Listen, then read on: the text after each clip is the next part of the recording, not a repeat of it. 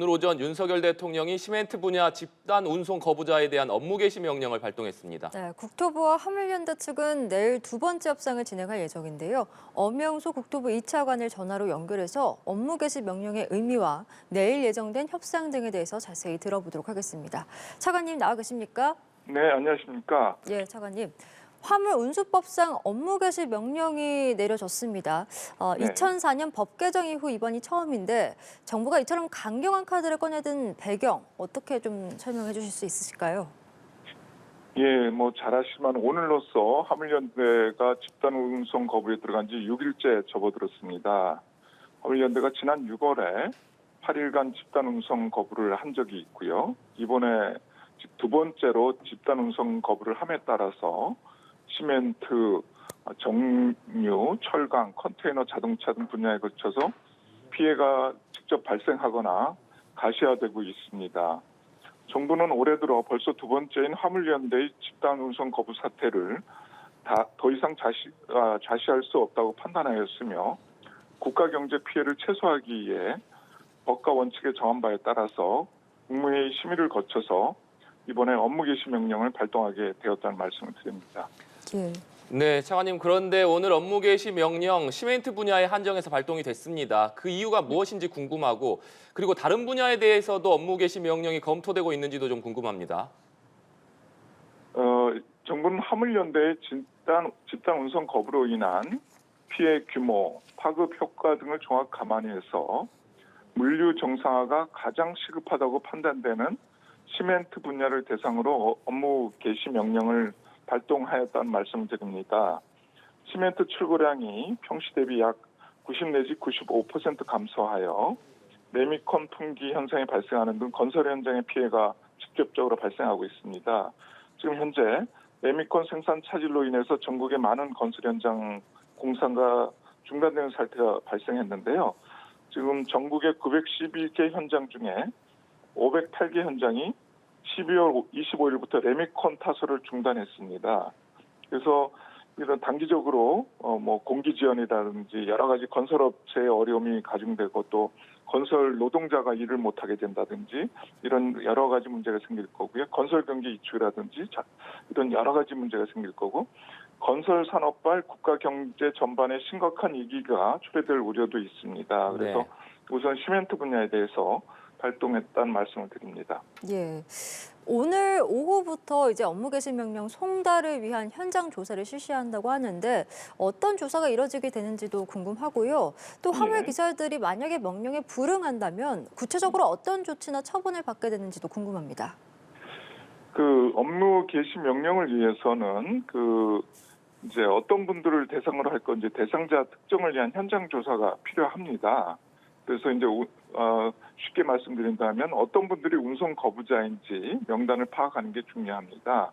그래서 현재 저희가 국토부, 지자체, 그다음에 경찰 공무원이 3개조가 돼서 76개 현장 조사반이 시멘트 업체와 거래하는 209개 운송 업체를 현장 방문 조사하고 있습니다. 저도 오늘 제천시에 있는 운송 업체를 방문했었습니다.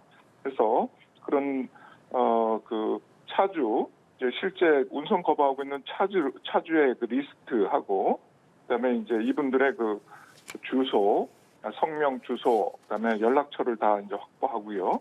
그래서 운송업체에서 배차 지시를 하였는데 운송 거부하는 화물 차주를 이제 파악을 하게 됩니다. 그럼 파악하는 대로 저희는 빠르면 오늘 저녁부터 화물 차주나 운송사업체에게 업무 개시 명령서를 우편으로 송달하거나 교부를 하게 됩니다.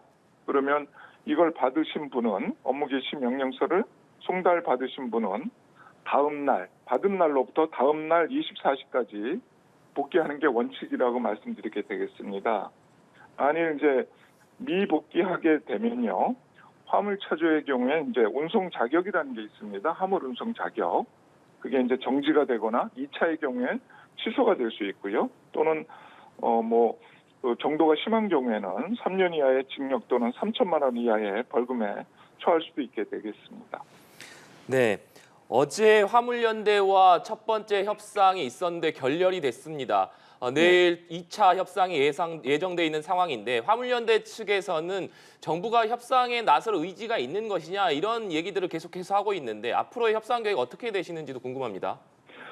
저희가 그동안 화물연대 측하고 계속 이제 접촉을 하고 있습니다. 접촉을 하고 있는데 저희가 이 안전운임제에 대해서는 사실 이제 조금 더 깊게 설명드린다면 우리나라와 같은 OECD 선진국의 OECD 38개 국가 중에 우리나라와 같은 안전운임제를 적용하는 국가는 우리나라가 유일합니다.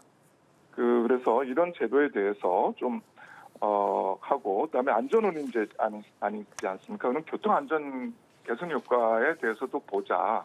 근데 교통안전 개선 효과도 지금 안전운임제가 적용되는 차량의 경우에는 교통사고 사망자가 또 2년간은 또 증가하는 효과 앞으로 좀 봐야겠지만 그런 효과도 나타났기 때문에 저희가 그 안전운임제에 대해서는 컨테이너 PCT의 경우에는 3년 연장하자.